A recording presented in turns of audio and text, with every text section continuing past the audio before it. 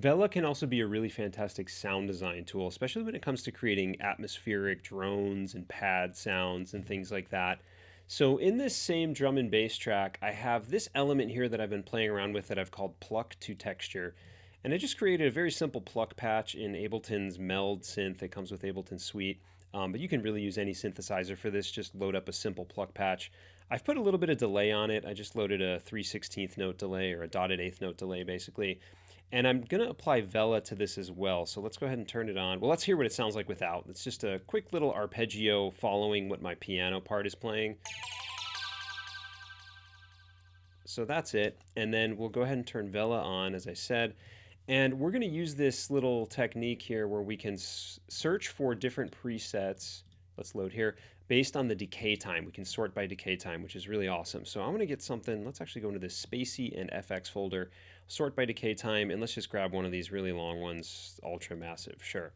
The first thing I want to do is take the late reverb and just turn its level all the way up. I know I'm going to want all of that. Let's just take the output level for the entire plugin. Let's set that to 0 decibels as well. We're just going to get as much volume out of this as we can. We'll keep the dry wet mix at 100%. Fantastic. And let's go ahead to the decay envelope here, and we're just going to expand that out so it just stays up the whole time. So it doesn't fade the volume out until 20 seconds later. It kind of keeps the volume full. Let's just hear what we're dealing with. I may also actually, let's turn off these pre and post EQs, and let's just hear what we're dealing with right now. That's already really cool. Let's make a couple other little tweaks here. Let's just turn the level of the early reflections down so I don't hear as much of that almost dry pluck. Yeah, we just get more of that tail texture. And then let's go to these density and filter envelopes here, and let's mess around with these a little bit. Let's start with the density. Maybe we'll start with it low, but we'll ramp it way up high, and we'll just kind of have it come up and down a little bit. So the sound feels like it's continuously modifying and evolving as we move through this 20 seconds of droney atmosphere. Maybe something like that. Maybe we'll go pretty low with it and then it comes back up. And we'll do something similar with the filter. So we've got this low pass filter envelope. Let's maybe change the filter type to something a little steeper. I'll do a 12 decibel slope. We'll start with it maybe low, and then it'll ramp up. And then we'll just have it sort of continue to move up and down and modify and morph as the sound progresses through that long decay time. Maybe we'll just add a little curve there at the end, have it ramp down. Let's see what this sounds like now. We'll play it back.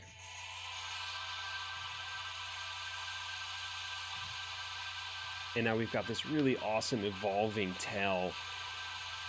So we're adjusting the density of the delay taps, the filter movement over the course of 20 seconds.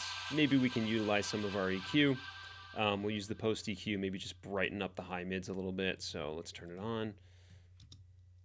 Let's play it again. Not too much, just a little brightening there. And then we can keep that low shelf. So we've got some low frequencies down there we probably don't need. Maybe we'll even do a low cut. Something like that. We could adjust the width, make the entire drone a bit more stereo. Play it again, and then we can also, adjust the diffusion amounts for the early reflections and the late reverb. Let's turn the diffusion up a little bit, I think, on the late reverb. It's really just about abusing these controls, just really bumping everything up in terms of the decay and the late reverb, and then adjusting the envelopes of the density and the filter to create this evolving motion in the sound. And this is something I'd probably go in and start to resample this to audio and create a nice little drone effect that I could use in the background. Let's just hear what it sounds like if I were to play it with some of my drums and those elements I was playing before. Let's maybe play it just with the piano. And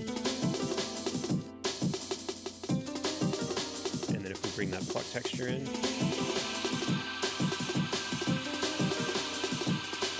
And I've got this clip just set up to play through once and stop. You see those notes just played and then the clip will stop, but that drone will continue to just play on in the background, and then if we resampled it to audio, I can of course loop that as a texture in the background. So such a great sound design tool for this type of stuff.